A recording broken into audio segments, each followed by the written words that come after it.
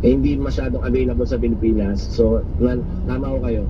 Namomonitor natin na yung ibang mga pagtatangka nagagaling sa ibang bansa. Oo. So sa ngayon po, hindi nyo pa po alam kasi i-gather nyo pa yung data para ito-total ninyo kung ilan ang naghahak sa atin at anong mga araw ang mabigat o kailan inumpisahan o iisang grupo ba yan o maraming grupo ba yan?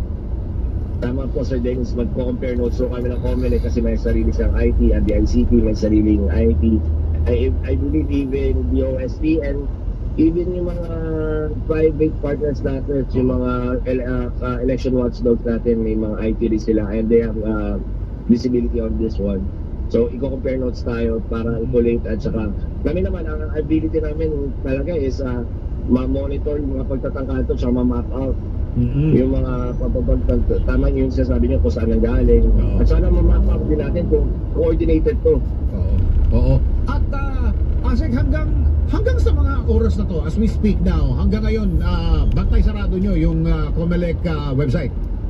Tama po, hanggang ngayon up pa rin yung monitoring center natin. 24/7 pa rin ho yan, Sir Dennis. Oo. Maski after the proclamation sa Sabado, binabantayan nyo pa rin yan? Ang idea nga, Sir Dennis, tuloy-tuloy na to hanggang farm election, hanggang barangay election, environment in October. I think the barangay elections is in December, so parang dire-diretso na ito. Oo. May tatanong ako, very sensitive ho yung itatanong ko at nasa sa inyo kung sasagutin ninyo o hindi.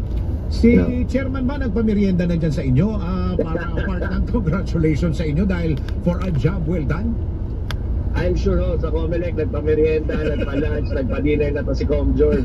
Ang sure ko lang po, dito sa Threat Monitoring Center na nasa facility namin, dumaan ako si Sec Henry, nagpamerienda na.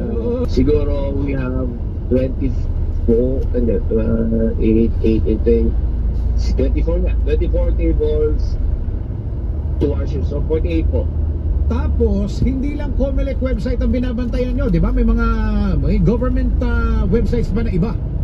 Ahensya. For this Threat Monitoring Center po, solely dedicated to sa election systems po natin. So tama ko, hindi lang COMELEC website, but yung ibang infrastructures natin related to the elections. Dapat pala kausapin natin yung mga bagong halal na congressman at ngayong Disyembre, huwag niyong babawasan ang budget ng DICT, dagdagan ninyo. Hindi ba? Marami pa tayong kailangan kasi, di ba? Tingin ko naman sa bagong plano ni Secretary Henry Aguda na align natin kasi katulong na natin ang private sector eh. Tama.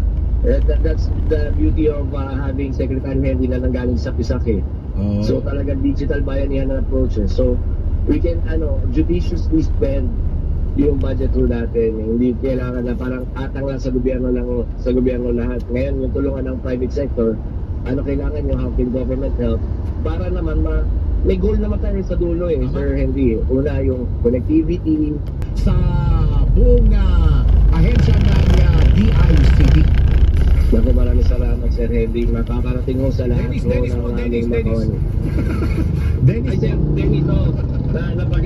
Sir Henry, sorry. Sir Dennis, sorry. Si Secretary naman bakit mo. Okay, Asek, maraming salamat po at good luck. Baka kayo, hindi pa kayo natutulog. Natulog na ba kayo? Hindi pa lang. Salamat. Congratulations once again, Asek. Salamat po, Sir Dennis. Spokesperson po ng Department of Information and Communications Technology si Asek Renato Aboy. Ay kaya naman pala, paraiso pala ito eh. Oo. Kasama ang Diyos dito. Sa pagpoprotekta ng COMELEC. Matindi ang dasal nito mga to. Si Asek Renato Aboy, paraiso. Honda, Pilipinas. Chairman, baka gusto mong magpamerienda ulit sa mga taga-DICT for a job well done, Taga po tayo ng isang report.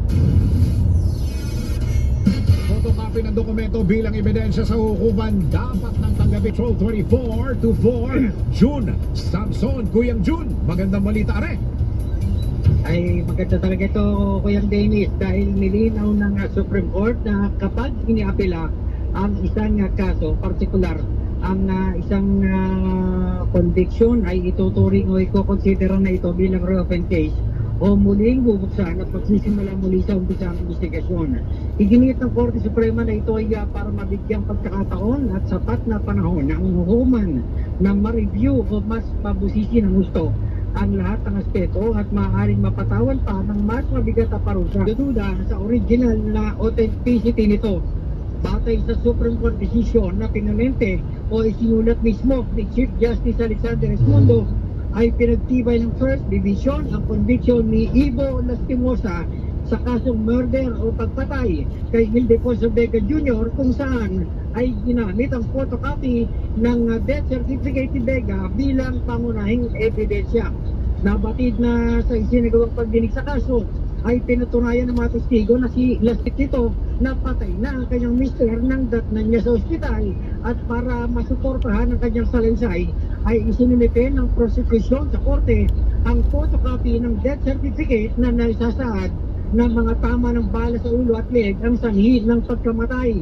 Napatunayan naman ng Regional Trial Court na guilty si Lastimosa sa kasong homicide, at ang pinagbasehan ay yung isinumiting photocopy ng death certificate at troll to rebisa dun sa mga petisyon. Pero kung hindi agad magtatakda ng sesyon ang mga maestrado, dyan na magsisimula yung pagbagal ng pag-usad ng petisyon nung umano'y nanalong kandidato. Hindi ba kasama sa konsiderasyon yung walang mayor, walang vice mayor yung mismong area o isang lugar? May mga insidente na hindi nabibigyan ng konsiderasyon yung kanyang pagkakataon. Kung magugunita mo ko yung Dennis, merong hindi ko lang maalala kung mga anong taon pero natapos yung termino. Naalala ko na. Yung panahon ni Governor Grace Padaka ng Isabela.